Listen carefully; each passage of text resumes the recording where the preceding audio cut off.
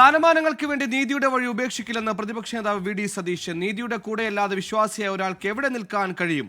Orthodox സഭ കോട്ടയം ഭദ്രാസന ദിനാഘോഷ പരിപാടിയിൽ പങ്കെടുക്കുകയായിരുന്നു വി ഡി സതീശൻ. നീതിയുടെ കൂടെ നിൽക്കുമോ? ഞാൻ ഇത്രയും പറഞ്ഞതിൽ എല്ലാം നീതിയുടെ കൂടെ അല്ലാതെ വിശ്വാസിയായ ഒരാൾക്ക് എവിടെ നിൽക്കുന്നു? താൽക്കാലിക ലാഭങ്ങൾക്ക് വേണ്ടി അല്ലെങ്കിൽ സ്ഥാനമാനങ്ങൾക്ക് വേണ്ടി നീതിയുടെ വഴി ഒരിക്കലും ഉപേക്ഷിക്കില്ല.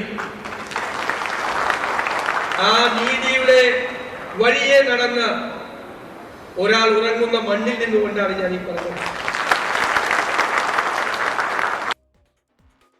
ടോബി ജോൺസൺ ഇപ്പോൾ കോട്ടയത്ത് ചേർന്നു. ടോബി, ഈ തെരഞ്ഞെടുപ്പ് തുടങ്ങും മുമ്പേ മുഖ്യമന്ത്രി ചർച്ച തുടങ്ങിയ കോൺഗ്രസിൽ നീതിയുടെ വഴിയെ പോകുകയുള്ളൂ, സ്ഥാനമാനങ്ങൾക്ക് വേണ്ടി ആ വഴി മാറ്റില്ല എന്ന് വി ഡി സതീശൻ പറയുമ്പോൾ അത് ആർക്കെങ്കിലുമുള്ള ഉത്തരമായി വ്യാഖ്യാനിക്കാനാകുമോ?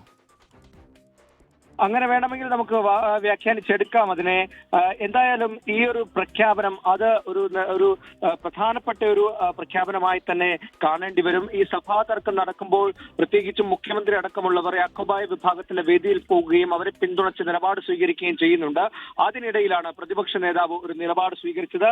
പ്രതിപക്ഷ നേതാവിനോട് യുഹാനോൻ മാർ ദിയോസ്കോറസ്, അതായത് കോട്ടയം ഭദ്രാസനാധിപൻ, ഒരു പരിഭവം ഇതിനു മുമ്പ് ഈ പരിപാടിക്ക് തൊട്ടു മുമ്പ് പറഞ്ഞിരുന്നു. സഭാ തർക്കത്തിൽ പലരും കാര്യങ്ങൾ മനസ്സിലാക്കാതെയാണ് നിലപാടെടുക്കുന്നത്. അതുകൊണ്ട് തന്നെ ആളുകൾ കാര്യങ്ങൾ പഠിച്ച് ഇടപെടാനുള്ള ആർജവം കാട്ടണമെന്നുള്ള ഒരു നിലപാട് അദ്ദേഹവും ഈ വേദിയിൽ പറഞ്ഞു. അതിന് തൊട്ടു പിന്നാലെയാണ് ഈ വി ഡി സതീശൻ അദ്ദേഹത്തിന്റെ നിലപാട് വ്യക്തമാക്കിയത്. എന്തായാലും നീതിയുടെ കൂടെ നിൽക്കും എന്നുള്ളൊരു നിലപാട് തന്നെ അദ്ദേഹം വീണ്ടും പറഞ്ഞിരിക്കുകയാണ്. സ്ഥാനമാനങ്ങൾക്ക് വേണ്ടി നീതിയുടെ വഴി ഉപേക്ഷിക്കില്ല. പ്രതിപക്ഷ വിശ്വാസിയായ ഒരാൾക്ക് നീതിയുടെ വഴിയല്ലാതെ എങ്ങനെ നടക്കാൻ കഴിയും എന്നുള്ള ഒരു കാര്യമാണ് സതീശൻ പറഞ്ഞിരിക്കുന്നത്.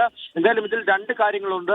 ഒന്ന്, സഭയുമായി ബന്ധപ്പെട്ടതും അതോടൊപ്പം തന്നെ മറ്റൊരു മുഖ്യമന്ത്രി ആരാകുമെന്നുള്ള ചർച്ച കോൺഗ്രസിനുള്ളിൽ തുടങ്ങിക്കഴിഞ്ഞു. നമുക്കറിയാവുന്ന പോലെ തന്നെ NSSന്റെ പിന്തുണയും SNDPയുടെ പിന്തുണയും ഒക്കെയായി ചെന്നിത്തല ഒരു വശത്ത് പോകുമ്പോഴാണ് ഇപ്പുറത്ത് ക്രൈസ്തവ സഭകളുടെ പിന്തുണ നേടിയെടുക്കാൻ സതീശനും ഇറങ്ങിയിരിക്കുന്നത് എന്നാണ് നമുക്ക് മനസ്സിലാക്കാൻ കഴിയുന്നത്. അതുകൊണ്ട് തന്നെ ഓർത്തഡോക്സ് സഭയുടെ ഒരു പിന്തുണ നേടുന്നതിന് വേണ്ടിയാകാം അദ്ദേഹം ഇത്തരത്തിലുള്ള ഒരു പരാമർശം നടത്തിയതെന്നാണ് നമുക്കിപ്പോൾ മനസ്സിലാക്കാൻ കഴിയുന്നത്. സുഹൈൽ, പള്ളി തർക്കത്തിൽ ഓർത്തഡോക്സ് സഭയ്ക്ക് അനുകൂലമായ സുപ്രീം കോടതി ഉത്തരവ് നടപ്പിലാക്കാൻ പിണറായി സർക്കാർ വൈകുന്നതിനിടയിൽ കൂടിയാണ് വി ഡി സതീശന്റെ ഇപ്പോഴത്തെ പ്രതികരണം.